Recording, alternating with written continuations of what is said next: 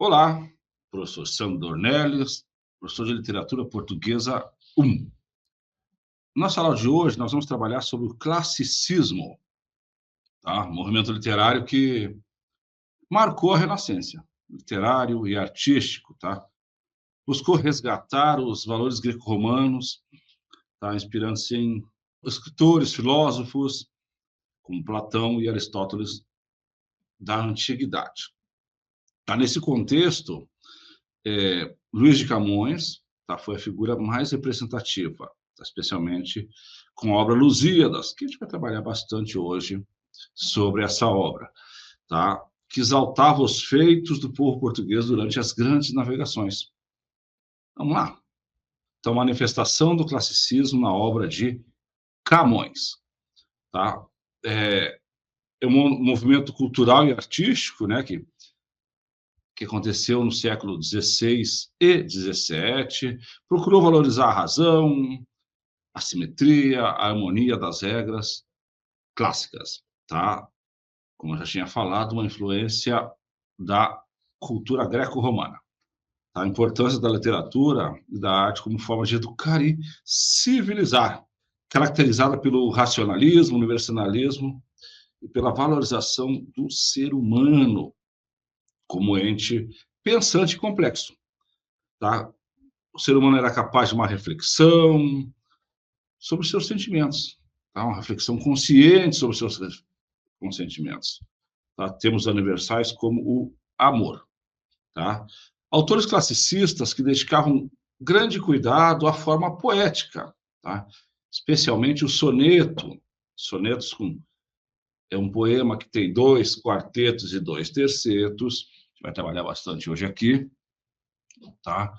Rimas, a métrica com 10 sílabas poéticas. Trabalhamos na última aula de como contar sílabas poéticas. Hoje nós vamos trabalhar isso aqui, tá certo? Especialmente a métrica, a musicalidade dos versos, o ritmo, tá? Sem, contudo, suprimir a intensidade lírica, então, a poesia lírica aqui dos poetas do classicismo e a parte emocional. O classicismo rompe com a visão teocêntrica medieval, promovendo uma nova perspectiva humanista, tá certo? Então, ela aprofunda a relação homem e o mundo, tá? Onde valoriza a razão, a experiência humana em suas múltiplas dimensões. Além disso, é comum, pessoal, a presença de figuras mitológicas, tá? Recicladas como símbolos de qualidades humanas, consolidando a estética clássica e a literatura poética. Os poemas líricos do classicismo, tá, refletem temas universais, principalmente por meio de uma abordagem de amor que é carregada de lirismo, subjetivismo, tá? Porém, os valores morais cristãos da época, tá? O amor, ele não é tratado de forma libidinosa ou explicitamente sensual, mas sim como um sentimento puro, celestial, fraternal, tá certo? Que pode conduzir o ser humano, tá? E funciona como uma ponte entre o divino e o humano. Além disso, pessoal, a lírica de Camões tem uma fase filosófica e platônica, influenciada por pensadores como Platão, tá? Que reforça a ideia do amor idealizado, espiritualizado, reforçando esse amor idealizado, espiritualizado, tá? Essa conexão filosófica, tá? A inspiração dos modelos clássicos, tá? Como Petrarca, Francisco Petrarca, a gente falou em slides anteriores, em aulas anteriores, tá? Fazem com que seus poemas abordem não só a temática amorosa, mas também a reflexão sobre valores, crenças, ideais humanos universais, tá? Transcendendo seu contexto histórico específico. Então, os poemas líricos de Camões expressam temas como o amor ideal, busca do divino, a condição humana, a maneira que esses assuntos permanecem atuais e relevantes, facilitando uma conexão com os leitores de diferentes épocas e atuais até os dias de hoje, tá? Atuais até os dias de hoje, tá? Esse poema aqui, a gente vai falar sobre intertexto, tá certo? Nós temos um texto de Camões, um texto de Renato Russo, que eles fizeram, né, Renato Russo fez, né, esse casamento. Embora esse intertexto de Camões, por parte de Camões, ele tirou da Bíblia também, né? Tá? A carta de São Paulo aos Coríntios. Tá? Amor é fogo que arde sem se ver, é ferida que dói e não se sente. É um contentamento descontente, é dor que desatina sem doer. Certinho? Então, esse é um dos mais famosos poemas de Camões. Ele retrata o amor de forma paradoxal, tá certo? Usando metáforas que exprimem sentimentos intensos e contraditórios. Então, como é que ele é fogo que arde e não se vê? Como é que dói e não se sente? Tá certo? Um contentamento descontente, é dor que desatina sem doer. Isso a gente chama de paradoxo, uma figura de linguagem, tá? Paradoxo é conceitos opostos. Tá? Se eu tenho antítese, são palavras com sentidos opostos, paradoxo já é mais aprofundado. Eu não contentar, eu não querer mais que o bem-querer, é solitário andar por entre a gente, é nunca contentar-se de contente, é cuidar que se ganha sem perder. Então, o que acontece? Como é que eu quero e não quero? Como é que eu ando solitário entre a gente, entre as pessoas? Tá certo? Vocês percebam, tá? Representa o amor como um sentimento complexo, intenso, representando por metáforas, tá? Fogo que arde sem se ver, tá? Que ilustra a sua natureza abrasadora, tá? Mas invisível. A relação entre as palavras como amor e fogo baseia a aproximação das ideias, são ideias com sentidos opostos, realçando a intensidade desse sentimento, tá? Uma das características mais típicas dos autores clássicos, principalmente Camões, tá? O poema, ele tem uma forma rígida e típica do classicismo, tá? Ele sugere uma forte racionalidade. O amor não é tratado como forma sentimental exagerada, mas sim por meio da argumentação lógica, tá certo? E bem cuidadosa. Você pode ver que eu tenho no primeiro verso, torna sem se ver com doer, tá? Então, rima o primeiro com o quarto verso, são rimas interpoladas, tá certo? Então, se sente descontente, então, o primeiro rima com o quarto, o segundo rima com o terceiro, tá? E o Renato Russo segue na sequência, ainda que eu falasse a língua dos homens, a língua dos anjos, sem amor eu nada seria, tá? Essa releitura de Renato Russo é de 1989, né? No seu disco Quatro Estações, da Legião Urbana, mas ele é uma obra assinada só por Renato Russo. A filosofia aristotélica, tá, dessa época influencia, tá, o texto de Camões, pautando na essência dos conceitos humanos universais. Tá? Ele pode ser visto como uma construção dialógica, que tenta convencer o leitor por meio de raciocínio lógico, tá? Semelhante a textos dissertativos argumentativos, que ele tenta convencer com a sua tese, né? Ele apresenta a tese e tenta defender, tenta convencer o leitor, o destinatário, tá certo? Então, essa linguagem, essa figura de linguagem, tá? É um instrumento poderoso para uma construção poética, certinho? Ainda falando sobre esse poema, que explora contradições do amor, tá? Como é que uma ferida dói e não se sente, dor que desatina sem doer, tá? O que demonstra isso aqui? Uma complexidade do sentimento e a dificuldade de poder expressá-lo, tá? Na sua plenitude, sendo essas antíteses e paradoxos, tá? Então, são centrais no significado, tá? Então, resumindo esse poema aqui, Amor é fogo que arde sem se ver, geralmente os poemas dessa época, os sonetos, tá? O nome do poema é o seu primeiro verso, tá certo? No Barroco, com Gregório de Matos Guerra também aparecerá assim na literatura brasileira, tá? É por tradição o primeiro verso ser o nome do poema. Então, esse poema ele expressa um amor paradoxal, intenso, está articulado pela combinação, tá, de metáforas clássicas, paradoxos, tá? A estrutura formal é rigorosa, são 4 versos no primeira estrofe, 4 na segunda, 3 e 3, rimas interpoladas, versos decassílabos, são 10 sílabas poéticas em cada verso, e essa métrica ela é respeitada piamente, tá certo? É uma análise do discurso poético, tá certo, pessoal? Então, eu gosto muito de trabalhar poemas. Então, na primeira aula desse módulo, a gente aprendeu a contar as sílabas poéticas. Então, aqui, quando eu falo amor é fogo que arde sem se ver, tá certo? Eu dividindo as sílabas aqui, são 10 sílabas poéticas. Não? As sílabas poéticas, como a gente já viu, não coincidem, tá? Não coincidem com as sílabas normais de uma palavra, tá certo? Vai até a última sílaba forte, tá? Então, aqui, ó, é um contentamento descontente. Então, a contagem acaba no tem aqui, tá? Porque é uma palavra paroxítona, e as paroxítonas terminadas em E não levam acento, né? Então, a última sílaba poética desse terceiro verso é tem. Mas isso a gente viu, até trouxe separadinho para vocês, como é que a gente conta as sílabas poéticas em um poema, tá certo? O contexto histórico de Camões, tá? Ele viveu de 1524 a 1580, é o maior poeta épico português, tá?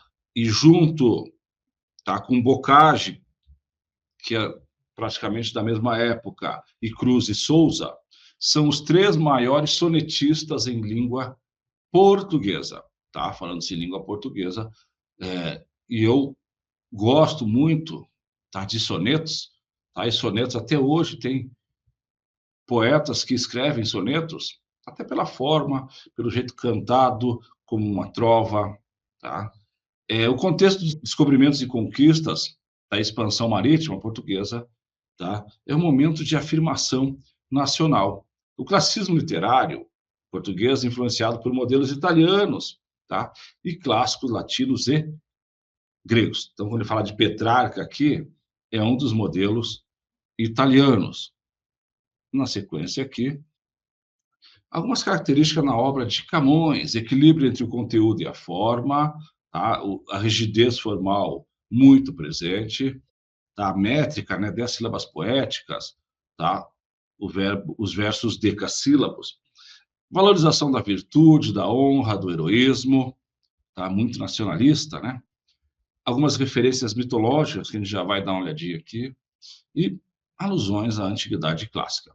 A estrutura é organizada e clara, tá? Sem excessos emotivos, tá certo? Mais um poeminha da lírica de Camões que eu vou trazer para vocês aqui, tá certo?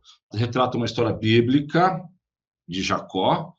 Trabalhou 7 anos para Labão a fim de se casar com Raquel, tá? Porém foi enganado, recebeu Lia, que naquela época a tradição primeiro era casar a filha mais velha, né? E Raquel era mais nova, então tinha o pai de Lia e Raquel queria que a filha mais velha casasse primeiro. Tá? Esse texto enfatiza o sofrimento e a persistência do eu lírico, que é Jacó, tá? Que serve não o pai, mas a amada Raquel, tá? Significando uma relação marcada por compromisso e esperança. Tá?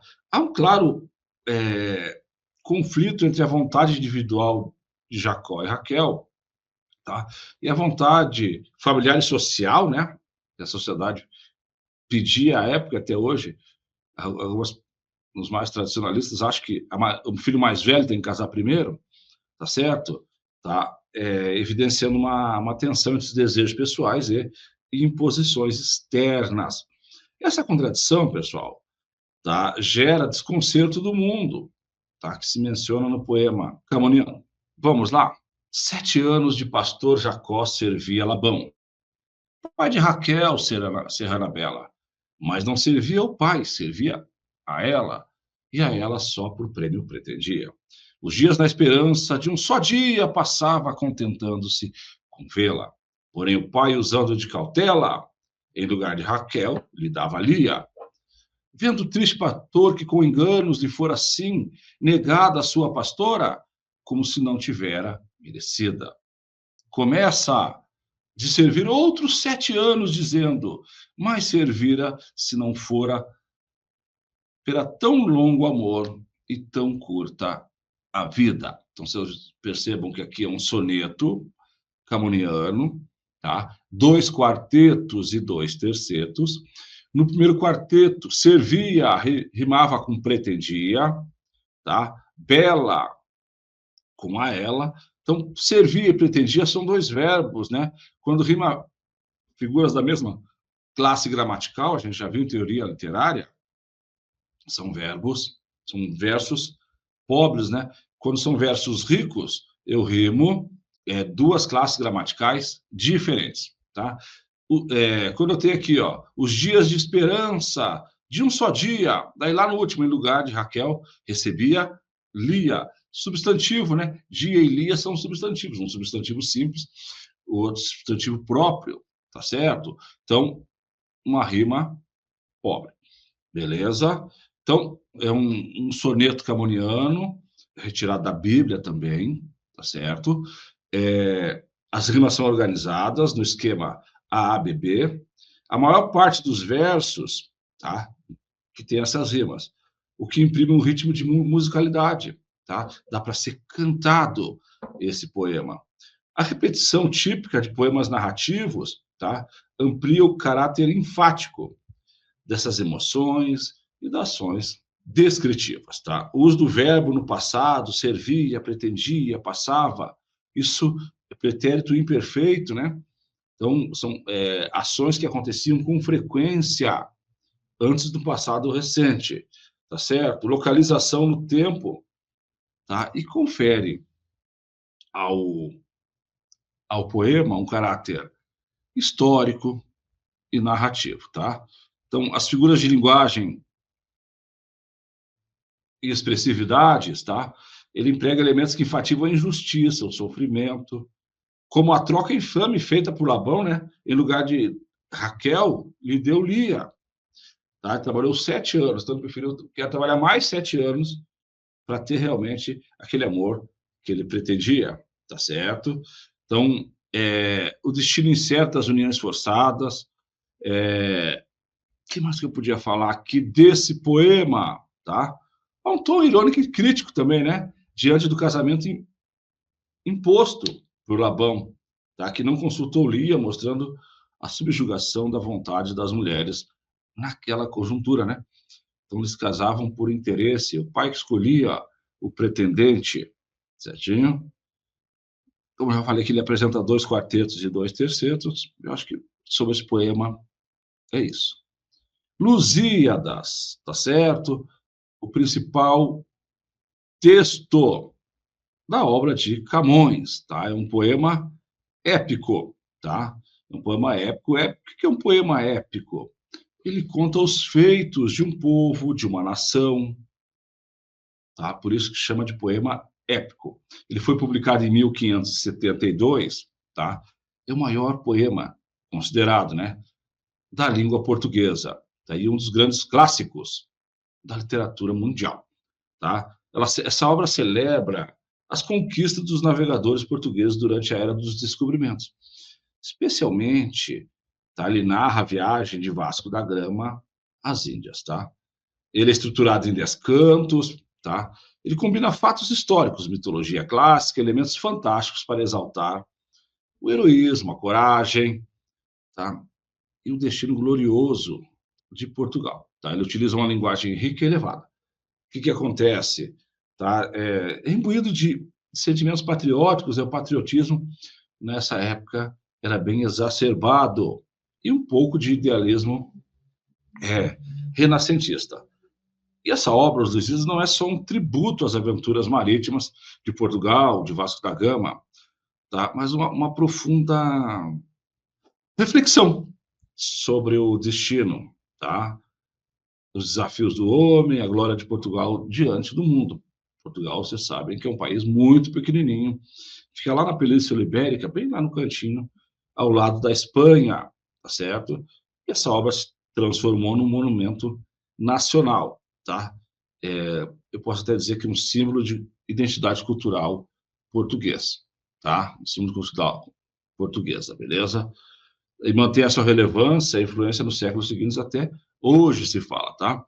Eu tenho um exemplar de Lusíadas, trazido de Portugal em 2018, tá, por uma colega da FADIR, e da FADIR é a Faculdade de Direito, onde eu trabalho também, onde eu dou aula. E na maior biblioteca do mundo, tá? E eu gosto muito dessas obras de Bocage, Fernando Pessoa, Camões, tá? São os principais autores, tá? E poetas, né? Gosto mais da poesia, tá? Os principais personagens de Lusíadas, os principais personagens históricos, são representados como características que refletem a importância histórica, tá certo? E simbólica também, que ele usa muito simbologia, muitas vezes combinado com traços individuais funcionais, tá? Da narrativa ética. Alguns dos personagens, tá? E o poema começa no canto 1, tá? Com a invocação das ninfas do Tejo, tá? Então, elas são as divindades das águas do rio que banha Lisboa, é o rio Tejo, tá? Elas simbolizam a terra natal nesse poema, que uma inspiração para Camões, para o poeta. Então, ele liga a grandiosidade das descobertas marítimas ao solo português. Elas são figuras de importantes, fundamentais nessa obra. Elas representam a proteção, a fertilidade e a continuidade histórica, tá? Continuidade histórica de Portugal. Tá? É um elemento mitológico, tá? Que destaca o elo entre o passado lendário e o presente glorioso dessa nação, tá? Então, logo no início, no canto 1, é uma parte essencial para entender o tom épico e o patriotismo que vão permear essa obra, tá certo? Vamos lá? Como eu já tinha falado, né, é um poema épico central da literatura portuguesa. Ele enaltece os feitos heróicos dos navegadores portugueses, combina história com literatura, combina história com mitologia, ressalta os valores como coragem, patriotismo, perseverança, são importantíssimos, tá? E usa a invocação, a musa e a outras convenções épicas. Alguns dos personagens principais dessa obra. Então, nós temos Vasco da Gama, que representando um caráter, ele é representado num caráter discreto, ele não é dado para ele tanta importância, tá?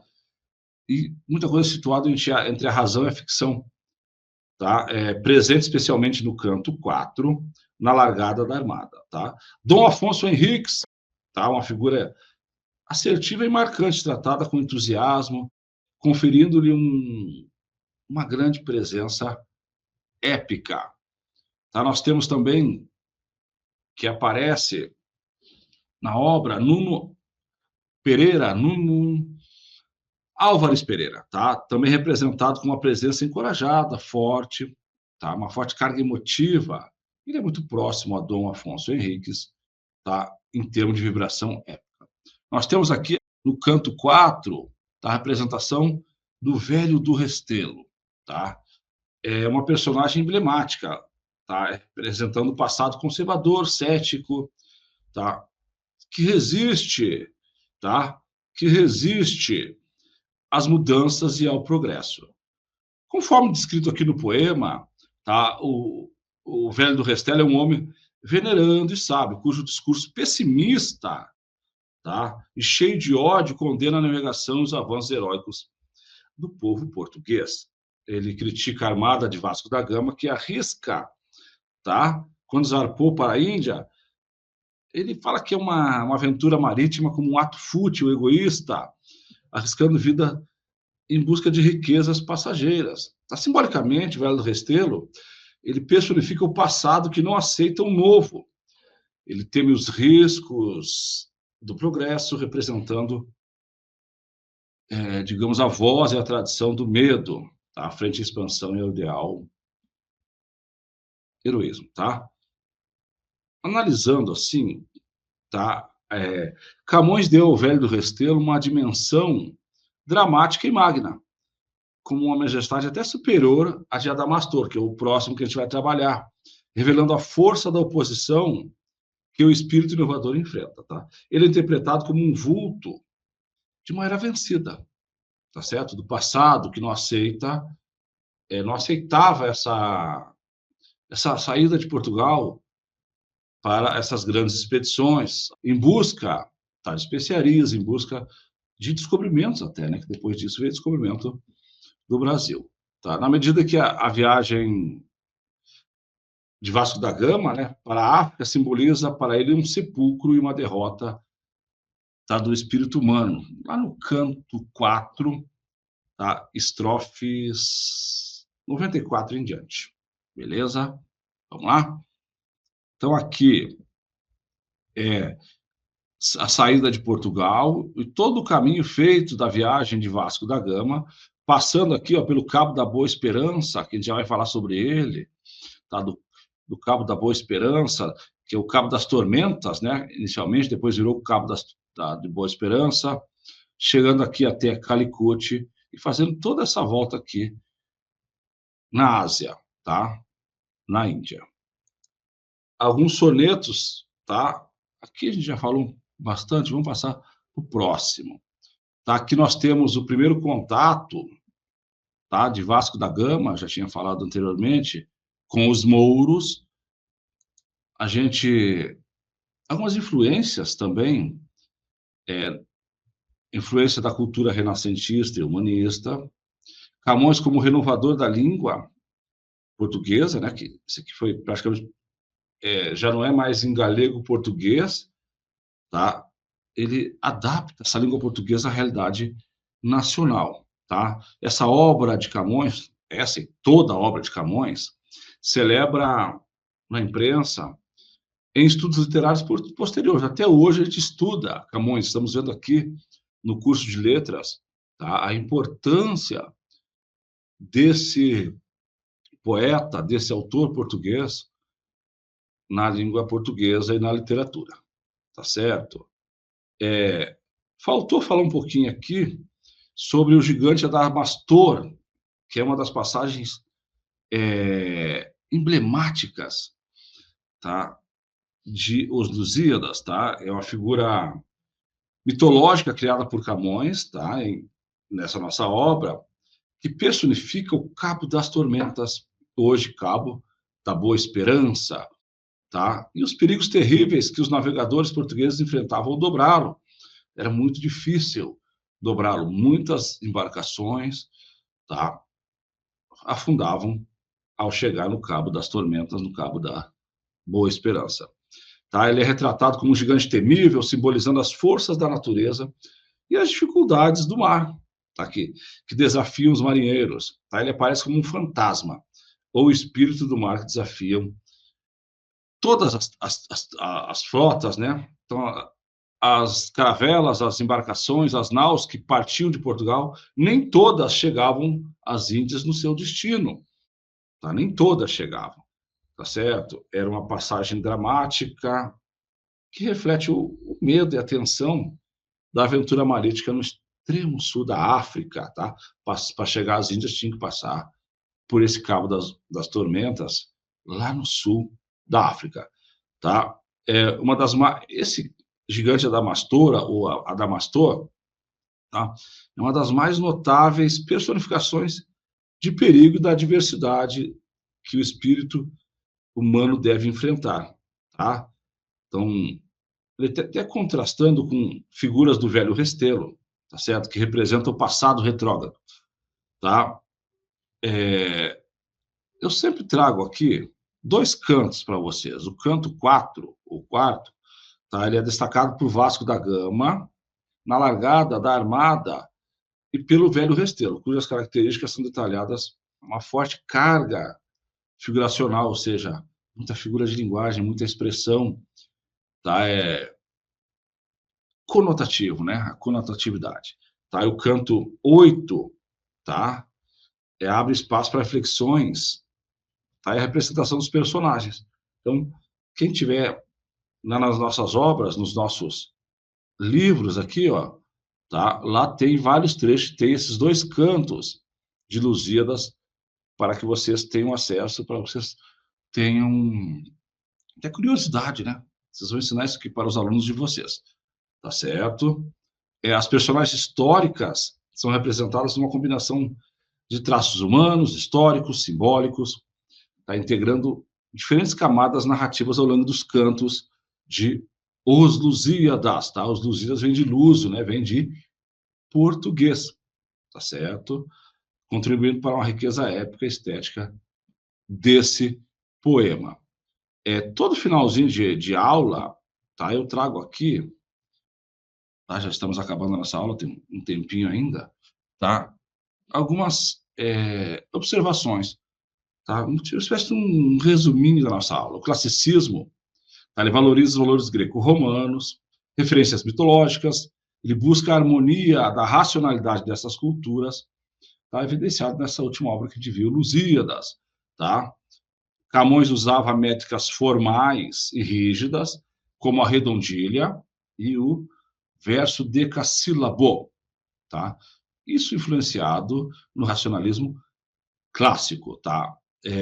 A poesia apresenta forte inspiração clássica, usando figuras mitológicas, rigor métrico, tá? Uma influência da cultura clássica greco-romana, né? Da Itália também, tá certo?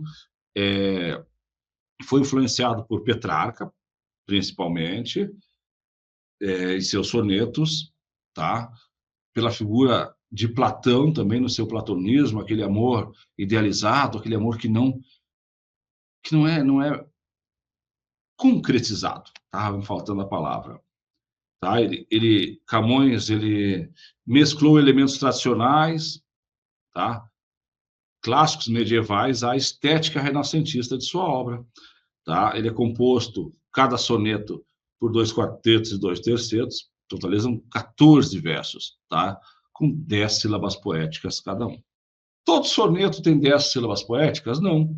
Na literatura brasileira e portuguesa tem o simbolismo, que são sonetos, só que com 12 sílabas poéticas, tá?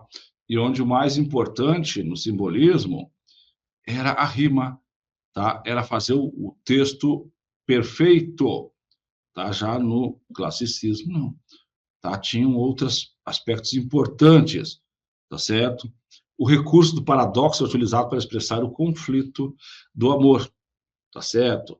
Emoções amorosas, como a definição de amor como amor é fogo que arde sem se ver, tá certo? Falando um pouquinho para concluir aqui sobre os Lusíadas, tá? Que reforçou os valores renascentistas, exaltou os feitos portugueses, seguindo a estética clássica, tá certo? Quais são esses feitos portugueses? As grandes navegações, né? Com aquele espírito exaltado de nacionalismo, aos feitos portugueses de Vasco da Gama, certinho? Ele foi influenciado por Petrarca, né? A gente já trouxe aqui. A gente deve usar, tá? As obras que a gente passa lá no plano de ensino e aqui nos slides de cada aula, são 8 aulas gravadas aqui, em média de 30, 40 minutos, tá?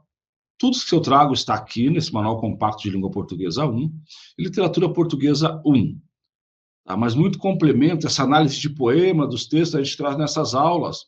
Então, para responder a nossas provas, tá?